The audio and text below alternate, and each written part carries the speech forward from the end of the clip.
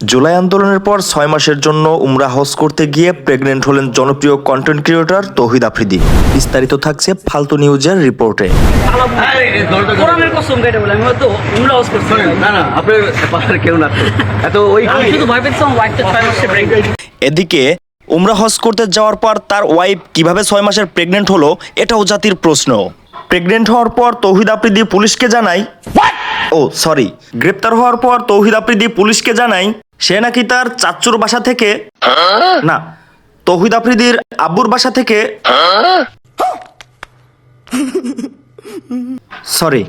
তৌহিদ আফ্রিদির দাদুর বাসার টাঙ্কির ভিতরে কবর জিয়ারত করতে গিয়ে গ্রেপ্তার হয়েছেন। না না না না না না এটা আমাদেরই বাসা, আমার চাচা আমার আপন দাদার বাসা না, ওইটাই দাদার বাসা আসছে কবর জিয়ারত করতে। হ্যাঁ হ্যাঁ ঠিক আছে, যে আব্বা এই অবস্থা যে কবর জিয়ারত করি না ওটা আমরা সবই জানি। এদিকে হাউন আঙ্কেলের পালিত ছেলে তৌহিদ আফ্রিদিকে গ্রেপ্তার হওয়া নিয়ে হাউন আঙ্কেল বলেন, আমার ছেলে নিঃসন্দেহে একটা ভালো মানুষ। সে তার দাদার বাসায় তার আব্বুর কবর জিয়ারত করতে গেছিল, যার কারণে সে গ্রেপ্তার হয়েছে। আমি আশা করি খুব দ্রুতই তৌহিদ আফ্রিদিরে ছেড়ে দেবে। মানে আমার ছেলে হিসেবে আমার এতটুকু চাওয়া। মোহাম্মদ ফালতু মিয়া, ফালতু নিউজ বিডি, কচুবাগান, গুতগুতি সেন্টার।